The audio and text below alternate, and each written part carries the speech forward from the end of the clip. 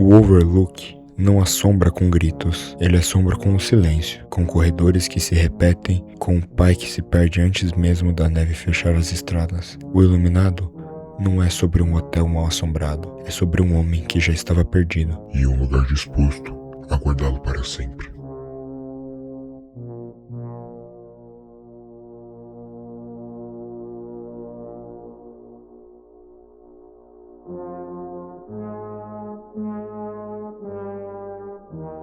O filme abre com Jack Torrance indo até o Hotel Overlook para uma entrevista de emprego. Ele seria o zelador de inverno, cuidando do lugar enquanto ele fica fechado por conta da neve. Durante a conversa, o gerente Stuart Ullman conta, meio sem cerimônia, a história de um zelador anterior, Charles Grady, que 10 anos antes surtou e, completamente isolado, matou sua esposa e filhas a machadadas, antes de tirar a própria vida. Jack Torrance, contrariando as expectativas, ouve tudo com um sorriso confortável demais, quase entusiasmado com a informação. Nessa primeira cena da entrevista, pode-se notar um detalhe estranho. Repare na sala de Ullman durante a entrevista. Atrás dela existe uma grande janela, só que pela planta do hotel, ali deveria haver uma parede interna, sem nenhuma abertura para o exterior. É um dos exemplos dos estudiosos do filme chamam de geografia impossível do Overlook. Kubrick constrói um hotel que literalmente não pode existir no mundo físico, com corredores, janelas e cômodos que não se encaixam entre si. Um efeito usado de propósito para deixar o espectador com uma sensação inconsistente de desorientação. Enquanto isso,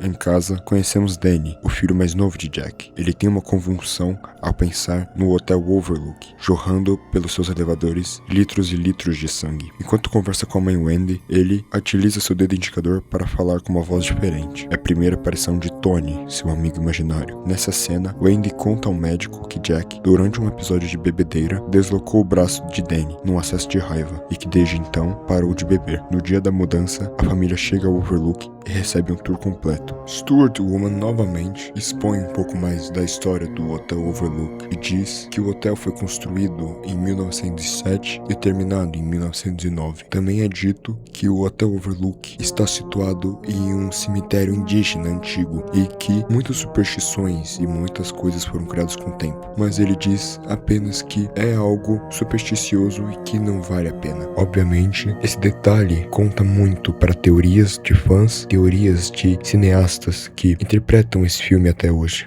Em paralelo a isso, vemos Danny brincando com dardos, mas sendo surpreendido também pelo espírito das duas irmãs que foram mortas no Overlook. Elas dizem para Danny brincar junto com elas e desaparecem. Danny fica um pouquinho assustado, pensando que é uma alucinação, mas também não descarta a ideia de que seja realmente fantasmas. Somos levados então para outras localidades do Hotel Overlook, como o labirinto, o quarto em que o casal Torrance e o filho ficarão hospedados. Somos então levados ao Salão Dourado, que no momento não possui nenhuma comemoração ou festividade. Somos então apresentados ao personagem Dick Halloran. Danny chega e Dick chama ele por um apelido, o apelido de Doc, que apenas sua família conhece. Eles estranham, mas Dick diz que apenas combina com o garoto e chama-o em particular para uma conversa. Nessa conversa, Dick revela que Danny, assim como ele, é um iluminado, uma pessoa que possui habilidades além do compreensível, mas faz um alerta também de que esses poderes trazem também grandes maldades e explica que o Overlook guarda os ecos do passado e às vezes até as memórias do que aconteceu lá. Ele também faz um alerta para o quarto 237, que Danny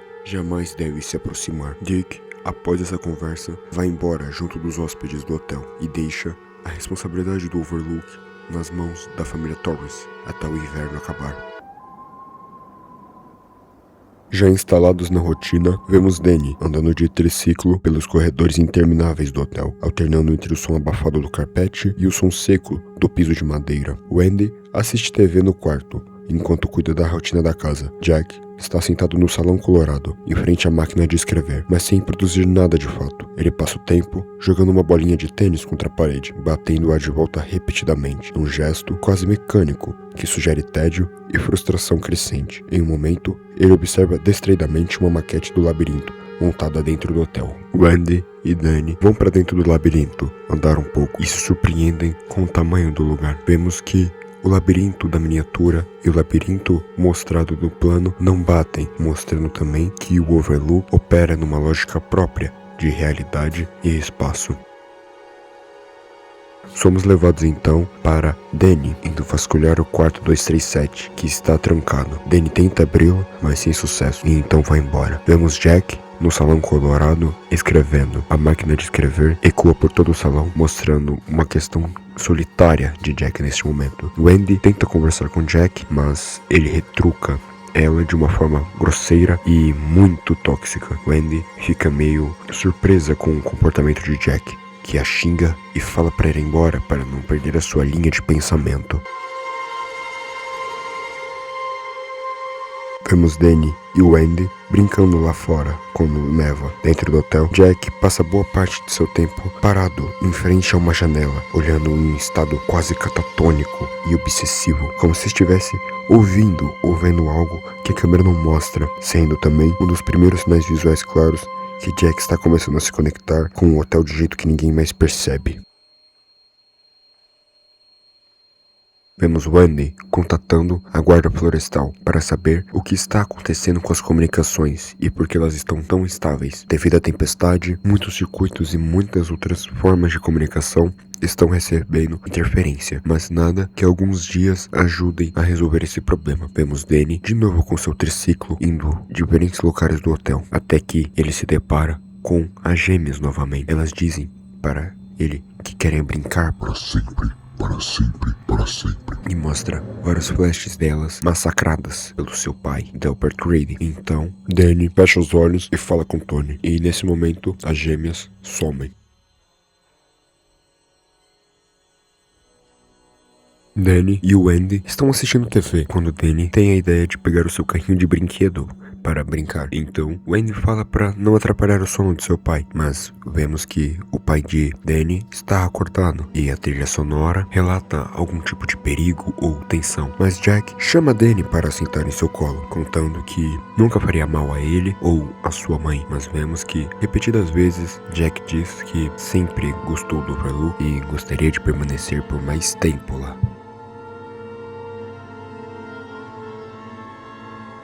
Vemos Danny novamente brincando perto do quarto 237, mas ele vê que desta vez a porta misteriosamente está aberta e decide ver o que acontece. Wendy está na caldeira, aliviando um pouco da pressão do hotel. Jack tem um pesadelo e começa a gritar. Wendy corre para socorrer na Jack. Jack diz que sonhou que matava ela e Danny e fica praticamente em prantos. Danny chega logo em sequência com marcas no seu pescoço de ferimentos. Wendy atribui esse ataque a Jack e diz para ele se afastar nela. Jack, então, confuso e triste, vai até o Salão Dourado sozinho, onde vemos que está uma solidão completa. É ali que ele se senta na mesa e conversa sozinho, aparentemente, até percebermos que estava conversando com o bartender Lloyd. Eles conversam sobre a vida e como ela estaria melhor sem mulheres ou pior sem elas. Então Wendy suplica para que Jack veja no quarto 237 o que atacou Danny. Jack diz que ela está começando a ficar louca, mas decide ir. Em paralelo a isso, vemos Dick Halloran sentado em uma cama, curtindo as suas férias de verão, quando ele recebe uma premonição esquisita de que o Hotel Overlook irá atacar daqui a pouco. Jack então entra no quarto 237 e se depara com uma mulher. A mulher se aproxima dele, eles se beijam, mas quando ele vê no reflexo do espelho, percebe que é praticamente um cadáver a mulher. Ele foge com medo e assustado, mas quando perguntado se aconteceu alguma coisa no 237, Jack nega, dizendo que não havia nada. Isso é um forte indício que o hotel já está influenciando em Jack, já que, além dele ter tido o sonho de matar a própria família, ele viu claramente dois fantasmas e nega a existência dele, mas como se fosse uma mentira, algo que ele está tentando talvez esconder ou abafar. Jack fica irritado e xinga Wendy, dizendo que ela ferrou com toda a sua vida e que não vai ser agora que ela vai ferrar. Enquanto isso, Dick tenta contato para saber como está a família lá em cima, mas as redes foram cortadas. Enquanto isso, vemos Jack caminhando novamente para o Salão Dourado. Antes, ele estava vazio e morto, mas agora resplandece com vida de ecos do passado. Uma grande festa está acontecendo, uma grande cerimônia, uma festa dos anos 20. Ele senta e conversa novamente com Lloyd, pedindo o drink. Lloyd, num detalhe sutil, diz que Jack não paga com dinheiro aqui. É então que Jack vai andando vai andando pela festa e esbarra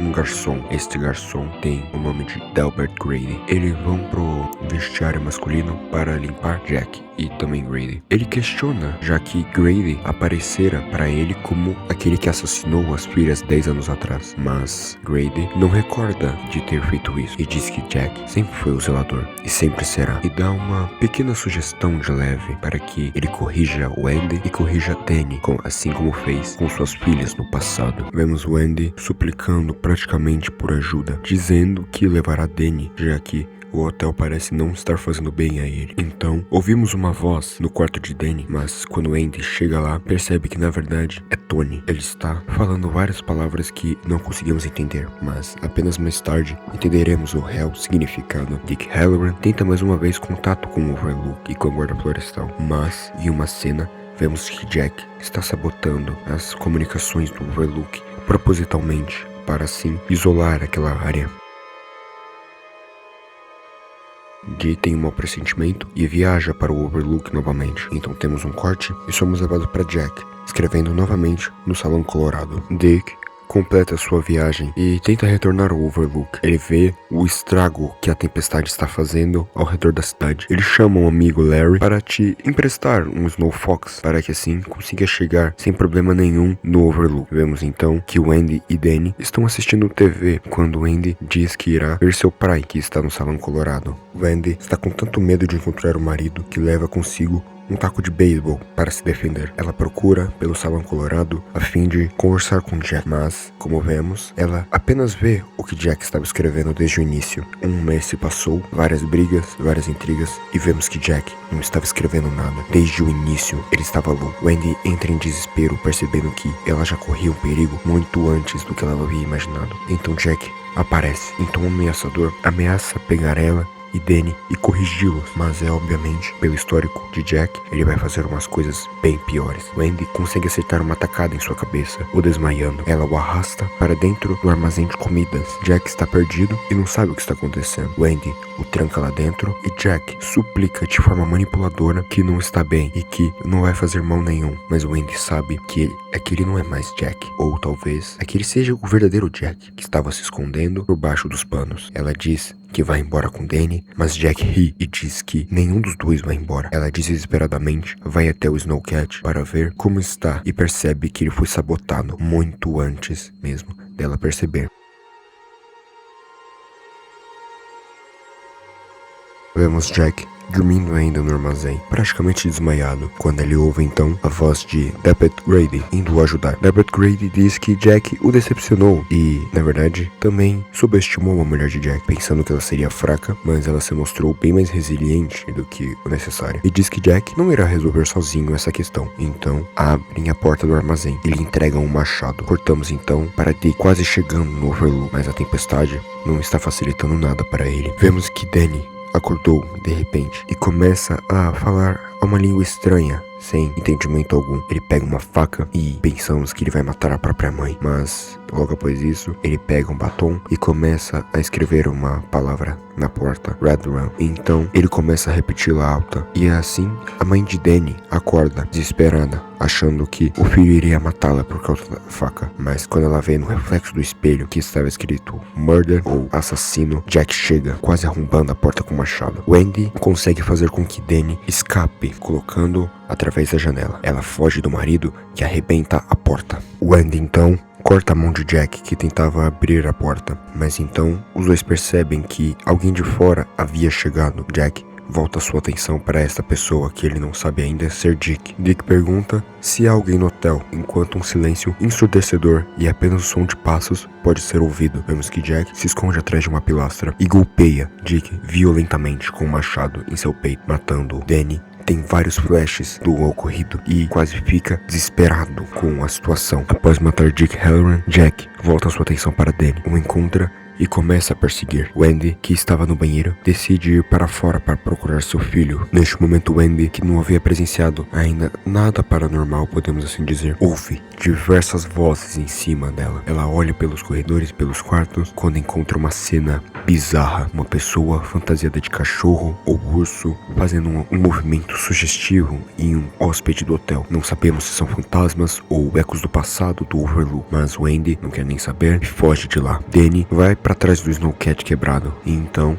ele corre para o labirinto. Jack, percebendo isso, liga as luzes do labirinto e vai atrás de Danny na nevasca. Wendy avista o corpo de Dick Halloran e logo após isso recebe outro susto de outro fantasma, mas dessa vez não sabemos seu nome, mas existem hipóteses que esse seria Horace Deering, antigo proprietário do Overlook. Wendy continua correndo e dessa vez se depara na sala onde estava a entrada do hotel, onde sempre possuía luz, agora possui apenas trevas e um azul contrastando fortemente com o seu passado, e vemos diversas caveiras e cadáveres ao longo do lugar. Danny consegue se esconder de Jack, mudando a direção de seus passos, mas Jack está cada vez mais perigoso e também mais furioso. Vemos Wendy então indo até o elevador do hotel e ela presencia a cena mais absurda dessa pequena parte. Ela vê o elevador sendo inundado de sangue, uma representação talvez de todo o conflito e toda a maldade que já existiu dentro daquele Overlook. Danny consegue despistar seu pai dentro do labirinto e encontra com Wendy no Snowcat que Dick havia chegado. Os dois fogem pelo local e Jack, claramente ferido, claramente cansado, desaba. Temos então um corte e vemos o que aconteceu com Jack. Ele foi congelado até a morte. Em um longo plano depois, vemos quadros dentro do Overlook. Estes quadros vão se aproximando cada vez mais, como memórias que aconteceram lá dentro. E em um desses quadros, vemos que Jack está nele, mas se reparardes bem, verá que a data daquela foto é de 1921. A cena implica que agora Jack, junto dos outros fantasmas do filme, fazem parte agora do hotel. No filme O Iluminado, o Hotel Overlook é um luxuoso hotel localizado nas montanhas dos Estados Unidos, mas também, segundo Stuart Ullman, ele está em cima de um cemitério indígena. Não sabemos ao certo a tribo, mas Ullman cita duas: Navarro e Apache. Na cultura Navarro, eles possuem a crença num Xinde. O Xinde é o espírito residual ou aspecto negativo deixado por uma pessoa após a morte. Ele se separa após o corpo no momento do último suspiro, representando toda a energia negativa como raiva, medo, dor e rancor. E na cultura Apache, possuímos os Gun, ou Garre. Eles vivem em cavernas ou montanhas e são seres de benevolência e de energia espiritual boa, mas também, se seus locais de adoração são profanados, eles podem trazer consigo perturbação espiritual e tempestades como nevascas e também chuva muito forte e muitas coisas ruins. Mesmo com tais características sendo muito semelhantes, não podemos dizer ao certo se o Overlook é uma maldição de determinado povo, já que ele apresenta também habilidades além disso, como memórias e ecos do passado, a habilidade também de mudar da própria localização. Talvez seja mais certo dizer que o Overlook seja uma entidade, como fortemente implicada nos livros de Stephen King, onde lá ele é denominado como o gerente e atua em espaços de tempo variados como presente, passado e futuro. A cena do urso ou do cachorro pode possuir diversas interpretações, dependendo do telespectador. Daquele que vos fala, eu acredito fortemente que seja uma subversão do Hotel Overlook com os traumas de Danny. Danny, sempre em momentos frágeis, está ancorado em alguma imagem de urso ou alguma pelúcia parecida. Talvez esta seja uma maneira que o Hotel Overlook encontrou de subverter a sua inocência, transmitindo ela em um ato sexual, mostrando que até mesmo a inocência de uma criança não será perdoada, a fim de que o hotel se mantenha ativa. Talvez seja uma homenagem de Kubrick ao personagem Roger, que é descrito no livro como sendo uma pessoa que foi sexualmente não correspondida. Pode ser também que ele signifique que Wendy também não está sexualmente correspondida devido ao seu casamento abusivo com Jack Torrance. Não sabemos ao certo se essas interpretações são válidas ou se apenas é um fantasma que apenas apareceu para assustar Wendy no momento, mas tendo em vista o caráter imaginativo de Kubrick, essas cenas podem significar tudo isso ou não significarem nada.